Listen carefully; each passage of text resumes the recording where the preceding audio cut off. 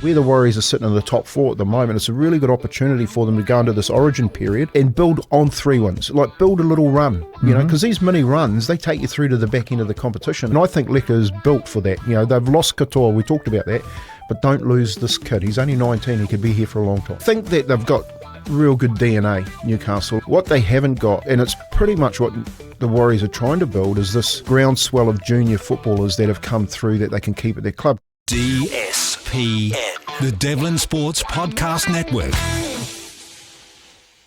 BLT, it's Big League Tuesday, which means our man Tony Kemp is back with us, the former Warriors coach, 25 very proud games for the Kiwis, and played his professional career in both hemispheres, including for the hapless and hopeless Newcastle Knights, who've lost 5 out of 6, Tony, and were touched up by the Warriors in Christchurch. That was easy meat for the Warriors. Yeah, AOB, I think, the writing's on the wall. Matty Johns go to Newcastle next year as the coach. Does he give up that gig on Fox? And wow, that's a big call. Would he want it? In Australia? Ooh, yeah, I don't know. Look, I just thought Newcastle, mate, couldn't get out of second gear. They're average in the halves. Their hooker, you know, Ponga's expected to create miracles against the side. I think that's going okay. But I think the competition's going okay, Marty, when you watch it. You know, again, Penrith not getting a win, sitting on the bottom of the table. Who would have picked that after 6 or 7 rounds?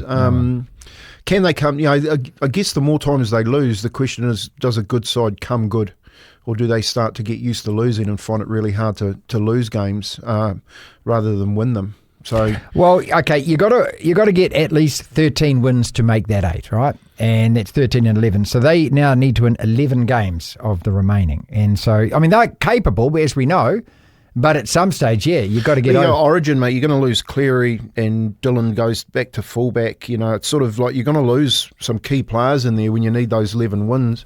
It may be that for Ivan and his boys this year that they just call it a well, and that's to get into 5 to 8. That's not to get into the top 4, and no team has won. Yeah, okay. Yeah. Let's just go back to Newcastle though. And Dylan Brown has signed this massive contract, right? And he's coming there next year. Can he fix what you are seeing? No, not at all. I think they need a designated 7. You know, like Jackson Hastings, for some reasons, fallen out with the Newcastle hierarchy. He's finding himself being, I think he's tripped over to Leeds at the moment. There's a hell of a lot of movement going. Brad Arthur's heading over to Perth, apparently. This whole Newcastle dynamic with Brown coming in, does Ponga stay? Because he's been talked about. I remember, I think not long ago, they talking about bringing him back to the Hurricanes. So he's even got this aspiration to play for the All Blacks. Right. The question, does Dylan Brown save Newcastle? Hell no. You know, I think there needs to be a whole change. You know, we had Danny Badeiros on last week, and he harks back to what Newcastle have done in the last couple of years. They're capable of getting on a run as well, we know. But there's a heart and soul to that club because they're a one-town club, and that inspires them, doesn't it, to play with a certain kind of level of desire. Are you seeing that even in that team at the moment? Well, I think that they've got real good DNA, Newcastle. Like the old boys. Long-winded way of saying that. The old boys' day that they run and every other club tries to emulate is second to none. You know, so they've got this really good DNA there. What they haven't got, and it's pretty much what the Warriors are trying to build, is this groundswell of junior footballers that have come through that they can keep at their club. Because you've got to look at what they let go in the past. You know, Willie Mason, for instance, Payne Haas currently. God, those two names. Yeah. You know, you've got this massive pool of Novocastrians that can't actually play for Newcastle because they miss him, and I think that's where the problem is with Newcastle. Since West have taken over, which is the big club next to the old Marathon Stadium. I don't know what the name of it is now, but since they've taken over the club, there's been this disparity in the old way and the new way, and you've got this fall down between the management and the players. And I think until they can get that right and go back to the old days of building their own community back up, Newcastle, they should be in the finals every year, top 4 with the catchment area that they've got. So what I saw on the weekend was just a Newcastle side that's not happy. You know, they can't put it together. A Warriors side that. So I was talking to someone yesterday. He said, "What do you reckon?" I said, I just think they're happy that Sean Johnson's not on the side, and they all have to step up. Because I think what Sean brought to the team was an expectation to the players around him, and they all sat back. Right, okay. And what you're seeing at the moment is you're seeing everyone just chipping it. Like Tavita at 6 with a kicking game at the moment is second to none. You know, everyone's challenging it. You've got all of your outside backs having a decent crack. And Leka the Wrecker, you know what I mean? Yeah. Like, if he isn't the left edge of the future for the Warriors, that kid, you know, I hope that they can secure him, because I guarantee you, whoever's his player agent, I think I know who they are, but they'll be fielding phone calls from every top 4 club at the moment. Well, he's got Kiko written all over him, hasn't he? He's just, you know, and it just remains to be seen how much game time he gets. How, you know, do they start play? I mean, a guy like that who's playing like that, do you just put him in the team to start with now? I mean, and just keep him in there? Well, look, no, you don't. I think what Webster's doing, you know, like he's using him in the right capacity, you know, and you do have these players of impact that come on and make a massive difference to your side. You know, he's carried them through their losses as well as their wins. He's scored a try in every game over the last 3. But he's just a prodigal talent. He's going to be there for a long, long time if they can secure Tony, services. what does a young bloke do for a team when you've got somebody that comes in and you know he's got a lot of promise, you see it in training, but when he delivers on the field like that, what does it do to the players around him? Because I just remember Sir Alex Ferguson saying, and he was a genius at bringing young players through for Man United and turning them into world-class players, and he always said a young guy turns a corner with a team. And the way he described it was that there's something about somebody with that enthusiasm, that youth, that fearless way of playing that just lifts everyone around them. Is that the same on a league field? Oh, 100%, because you're going through your career and watching these young blokes come in and go, you know, as a player, you know, like these questions you should be really talking to the players that are playing alongside him. Like Adrian Morley, for instance, when he came to the lead side, you know, it was like, man, you're destined for a career. Right. Like you could see it. You're playing next to the guy. He's a good kid off the football field, and he just goes on and he has this wonderful career, you know. So when you're seeing someone like that come to your side, you're just glad that he's in your team. Now, you've got to keep him. You've got to keep him here. He's the type of guy that if you can get that type of player and you can sort of build around it, you know, it's pretty simple, the game at the moment, even though the officials are making it look really difficult. We're going to talk about that, But, you know, you definitely need a left edge player. You know, if you look at all the way that the competitions have won, they've won it with a really good left edge player. Canterbury are the same with Kikau out there. You can go right through the competition with your edge players. And I think Leka is built for that. You know, they've lost Katoa, we talked about that, but don't lose this kid. He's only 19, he could be here for a long time. How happy are you where the Warriors are at the moment, 5-2? And again, we mentioned this last week, have a bad loss, come back with 3 wins. Have a bad loss, come back with a couple of wins. And that's the nature of this competition. And they're going to lose another game at some stage. But to be able to bounce back, 5 wins, 2 losses after 7 games, sitting there 4th on the table. I mean, I think if you asked any Warriors fan at the start of the season, take that. Every bloody day. 100%. Well, 100%. You know, the competition is pretty well even at the moment, but you've got between 1 and 14, you've got four points that separates the top 8, between 14 and 8. So you're only a couple of wins away from popping out the back end of it. And where the Warriors are sitting in the top 4 at the moment, it's a really good opportunity for them to go into this origin period, which is just around the corner, and build on 3 wins. Like, build a little run, you know, because these mini runs, they take you through to the back end of the competition and put you in that top 4. And hopefully with the players that are coming back, because you've got to remember too, Marty, they've got so many players out. You know, as those senior players start coming back and they know what to do to keep the wheels turning, and you know your club's going all right. Your New South Wales sitting top. Your Harold Matts are in the final. Your Jersey Flegg sitting down in the 8. You know, everyone's on a real buzz at the moment. Get a run, string a run together through this critical time, which I think is origin. Well, this next game against the Cowboys have won 4 out of the last 5. The other game was a bye, right? So they lost 3, they've won 4. The only other team that's on a 4-match winning streak is the Raiders, and that was a fantastic game to watch on the weekend. So, Magic Round this weekend, Cowboys Saturday night. This is a huge one, isn't it? I keep saying everything's a litmus test, but to play an in-form Cowboy side, which just put 50 on the Titans, okay? So, yeah, it's going to be fascinating to see how the Warriors respond to this. One of the other things that I've just been so pleased with is no Fisher Harris in 2 games and the forward pack's still going forward. Well, they've got to. It's the main thing to keep these halves ticking over is to keep on the front foot and bury yourself in the game with the middle of the park. You know what I mean, and win that part of the game. Going back to your conversation about the Cowboys, like going up to Brisbane, like whoever did the draw at the beginning of the year and fought for us to play North Queensland at Brisbane is a genius. Right, because that is the hardest trip that you've got to make in the NRL for us.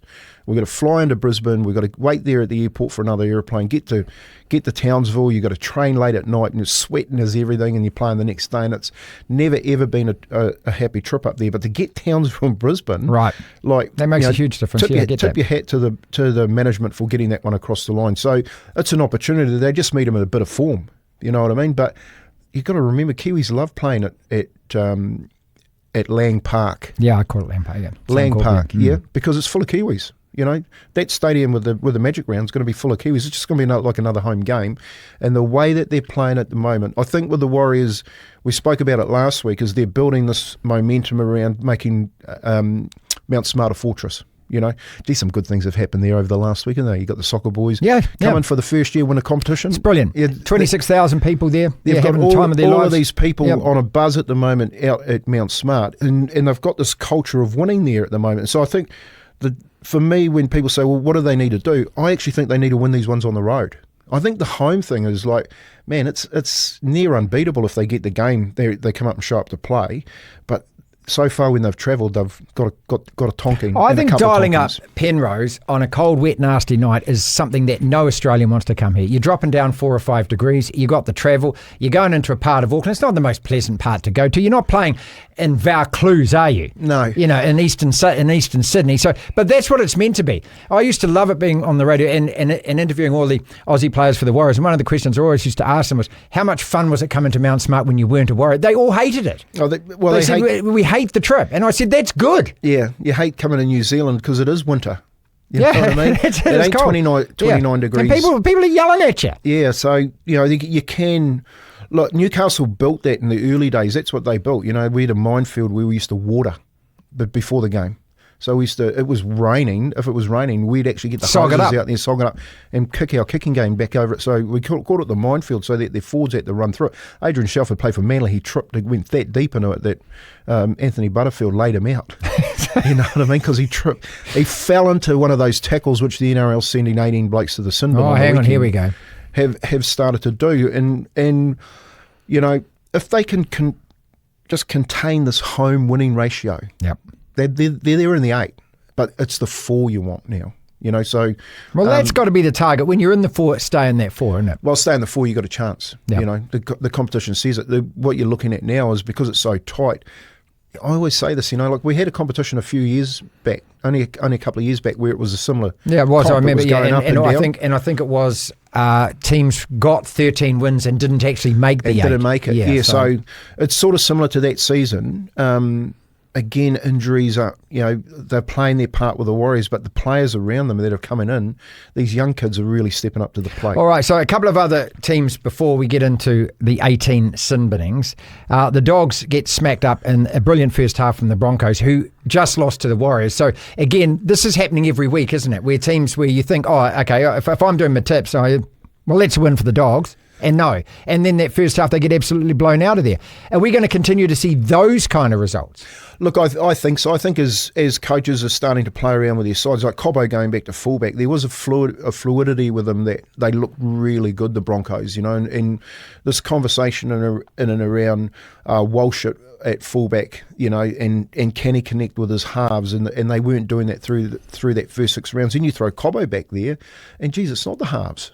You know what I mean? They get in this really nice flow, and 36 points at halftime, game's over. Yep. We knew that against Melbourne. So I think you're going to see that once the teams start to realise what their combinations really are. The question in there is, where does Walsh go?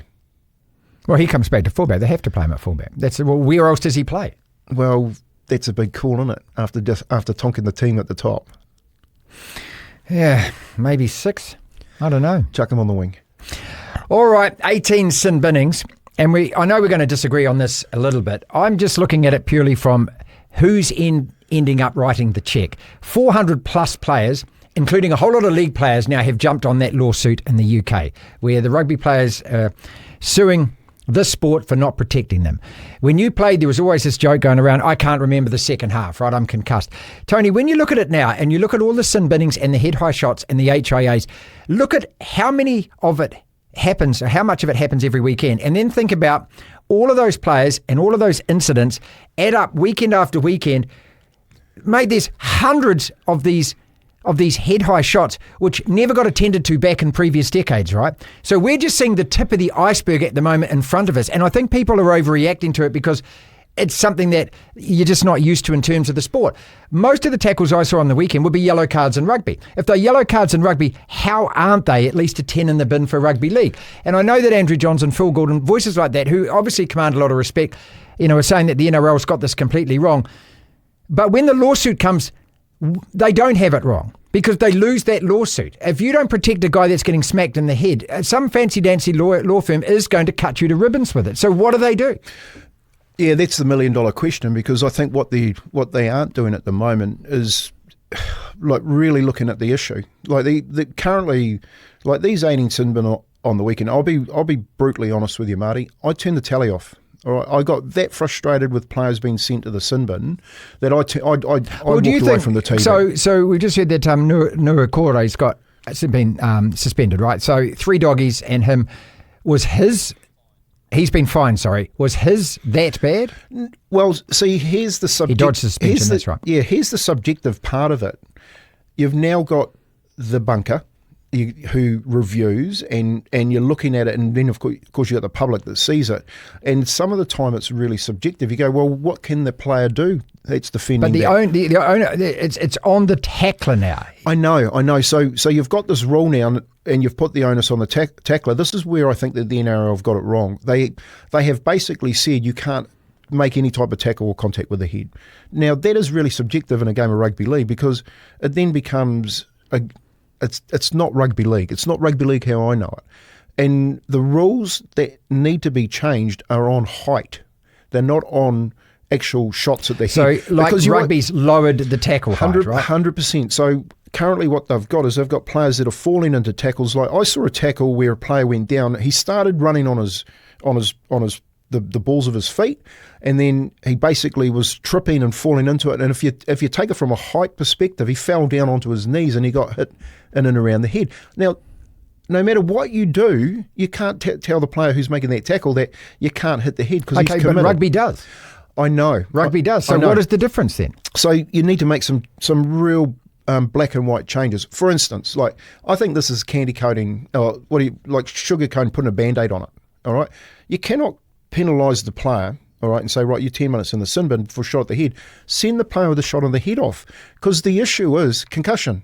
So what happens to the guy that gets a shot in the head? It's so that we stop concussion. By the way, now you can stay on and take the next hit up. So he's got to go for an HIA straight away. So I think putting all of the onus back onto the referees, they end up with the end product. I just don't think the product's right. Well, they've been instructed this. This is it. That's what they've been told. Don't blame the refs, mate. They've been told. I think what you're listening to at the moment is very subjective. There's a real risk here. The risk is turning people off. It's turning me off. Okay, it is not rugby league. I don't want to watch 5 to 6 sin bins a game because it's not fair.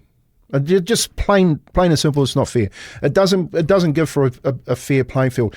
What does it do for coaches? Like the smart coaches that get onto this and can keep their players on the pitch, they're going to win games because they're going to be playing against 12 players. Does it end up players. being like rugby where basically you're going to have to lower it? There's going to be no shots to the chest. There's going to be, because anything hit the chest that bounces up, of course, you're going to get pinged for that. Is it the same? Because that does fundamentally change the game. I don't have the. Well, that's the big problem. I don't have the answer to it, Marty, because it does. Like a rugby player and a rugby union player these days are so similar. All right, rugby union, you can say, is adopting a lot of rugby league culture, and they have done for the last 10 years. Okay, but when it comes to the physicality of the contact, if you start, I'll tell you, you start lowering in contact on rugby league, and you can't wrap the football up. We got a game of touch. No one's going to want to watch that either. And then at the moment where it's any contact with the head puts you in the sin bin. People are just going to say, what am I paying to watch? I'm watching 4 blokes in the same game go to the sin bin. You know what I mean? It's just, a coach, you'd be pulling your hair out because you could be getting what it is. It brings momentum swings constantly, and a lot of the time subjective, like a player turning his back, for instance, while he's falling into a tackle and he gets hit from behind, and I can do nothing about it. I'm in the sin bin. You know what I mean? So they need to have a serious look about this. I got to agree with the conversation at the moment. It's a subjective conversation. I think just dropping it on the referees and say chuck him in the sin bin doesn't fix the problem. DSPN.